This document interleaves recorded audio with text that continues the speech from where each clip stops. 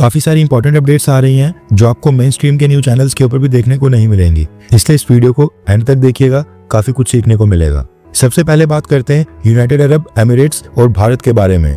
हमने पिछले कल भी आपको बताया था कि यूएई के प्रेसिडेंट शेख मोहम्मद बिन जायद अल नाहयान आज मंडे को भारत आ रहे हैं। इस विजिट को लेकर जो टाइमलाइन सामने आई है वो अपने आप में काफी इंटरेस्टिंग है। यूएई के प्रेसिडेंट शेख मोहम्मद बिन जायद अल नाहयान आज शाम 4:20 के ऊपर भारत में लैंड हुए थे। 4:45 पर उनकी प्राइम मिनिस्टर नरेंद्र मोदी के साथ मीटिंग स्टार्ट हुई।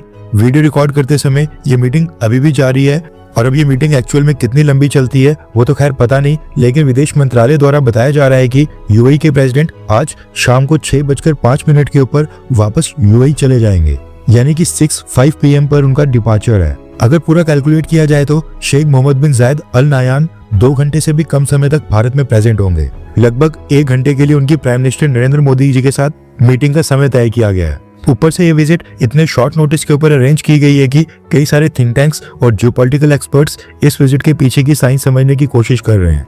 शेख मोहम्मद बिन जायद अल नाहयान के भारत आने का असली कारण क्या है वो तो खैर पता नहीं, लेकिन कुछ बहुत ही इंपॉर्टेंट मैटर लगता है जिसके लिए यूएई ने अपने विदेश मंत्री या फिर प्रधानमंत्री मोदी जी के साथ टेलीफोनिक कन्वर्सेशन करने का ऑप्शन नहीं चुना।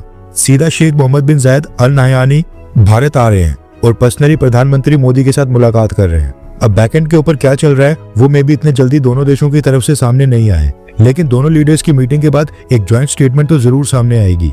कुछ जियोपॉलिटिकल एक्सपर्ट्स कह रहे हैं कि यूएई भारत के साथ म्यूचुअल डिफेंस एग्रीमेंट साइन करना चाहता है, जहां पर अगर यूएई के ऊपर हमला होता है तो भारत यूएई के रेस्क्यू में आ जाए। अब इसके पीछे कितनी सच्चाई है वो तो खैर पता नहीं, लेकिन कुछ ना कुछ जरूर तो इम्पोर्टेंट है, वरना प्रधानमंत्री मोदी जी के साथ केवल 1 घंटे की मीटिंग के लिए यूएई के प्रेसिडेंट शेख मोहम्मद बिन जायद अल नाहयान 8 घंटे फ्लाई करके भारत नहीं आते। यूएई के प्रेसिडेंट का प्लेन यूएई से भारत आने और जाने में 8 घंटे से भी ज्यादा का समय लेगा, जबकि मीटिंग अराउंड 1 घंटे की होनी है। ये दर्शाता है कि यूएई के प्रेसिडेंट बहुत ही इंपॉर्टेंट मैसेज या फिर इंपॉर्टेंट पर्पस के लिए भारत आ रहे हैं। नेक्स्ट अपडेट आ रही है बांग्लादेश की interim government, Bangladesh cricket board और इंटरनेशनल क्रिकेट काउंसिल को लेकर।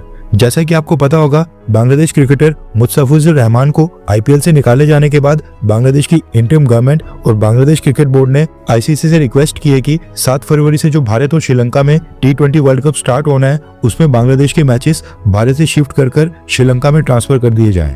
बांग्लादेश की इंटरिम गवर्नमेंट का कहना है कि भारत में बांग्लादेश के प्लेयर्स को सिक्योरिटी का खतरा है, इसलिए वो अपनी टीम को भारत नहीं भेज सकते हैं। बांग्लादेश की इंटरिम गवर्नमेंट और प्रोफेसर मोहम्मद यूनुस को लगा था कि बांग्लादेश के प्रेशर डालने पर आईसीसी मान जाएगा, क्योंकि एंड मोमेंट के ऊपर बांग्लादेश के ना जाने से हो सकता है कि ह्यूज लॉस हो। स्टार्टिंग में तो इंटरनेशनल क्रिकेट काउंसिल ने बांग्लादेश के साथ इस इशू के ऊपर कई सारी मीटिंग्स करके ये मसला जल्दी से क्लोज करने की कोशिश की, लेकिन अब क्योंकि बांग्लादेश की स्पोर्ट्स मिनिस्ट्री और बांग्लादेश की इंटरिम गवर्नमेंट आईसीसी का कोई भी फैसला नहीं मान रही है, इसलिए आईसीसी यानी कि इंटरनेशनल क्रिकेट काउंसिल ने बांग्लादेश को लास्ट वार्निंग के साथ 48 घंटे का समय दे दिया है।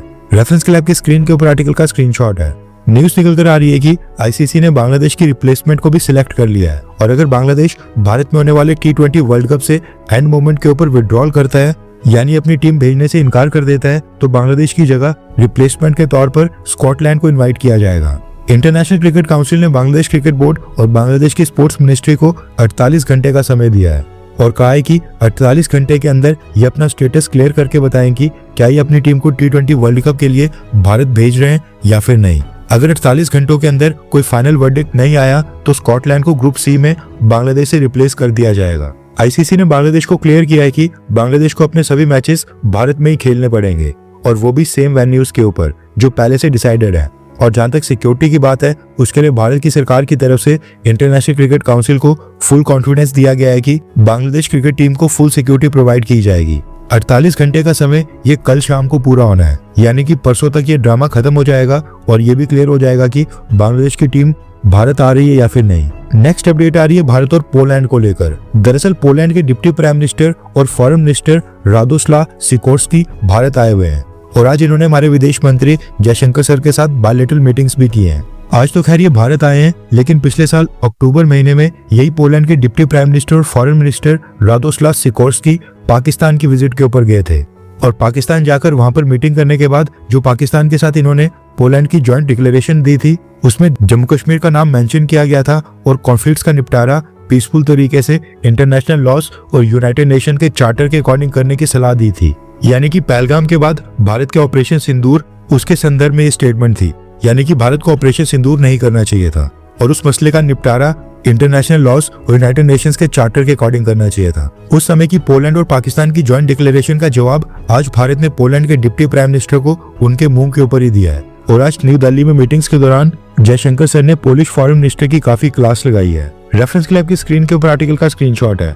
आज मीडिया के सामने जयशंकर सर ने पोलैंड के फॉरेन मिनिस्टर से कहा कि यूक्रेन कॉन्फ्लिक्ट और उसके इम्प्लीकेशंस के ऊपर भारत ने अपने कंसर्न्स और अपनी चिंताएं खुलकर शेयर की हैं। इसके साथ साथ मैंने बार बार ये अंडरलाइन किया है कि सिर्फ भारत को सिलेक्टिवली टारगेट करना ना तो ये फेयर है और ना ही जस्टिफाइड। आज मैं ये बात फिर से दोहरा रहा हूँ कि भारत को सिलेक्टिव टारगेट ना बनाया जाए। आप हमारे रीजन के लिए नए नहीं हो और आप यहाँ पर क्रॉस बॉर्डर टेररिज्म के पुराने चैलेंजेस से अच्छी तरह से वाकिफ हो। पोलैंड को भी आतंकवाद के खिलाफ जीरो टॉलरेंस दिखानी चाहिए और हमारे पड़ोस के एरिया में टेररिस्ट इंफ्रास्ट्रक्चर को बढ़ावा देने में किसी की भी मदद नहीं करनी चाहिए।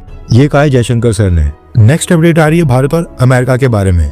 ये तो खैर आपको पता चल गया होगा कि यूएस प्रेसिडेंट डोनाल्ड ट्रंप ने ये जो गाजा के मसले को निपटारे के लिए बोर्ड ऑफ पीस बनाया है, उसमें डोनाल्ड ट्रंप ने भारत को भी इनवाइट किया है। यूएस प्रेसिडेंट डोनाल्ड ट्रंप ने 16 जनवरी को प्राइम मिनिस्टर नरेंद्र मोदी जी को एक लेटर भेजकर इन्विटेशन भेजा है। हालांकि भारत सरकार ने ये लेटर 16 जनवरी के बाद अब तक रिलीज नहीं किया है।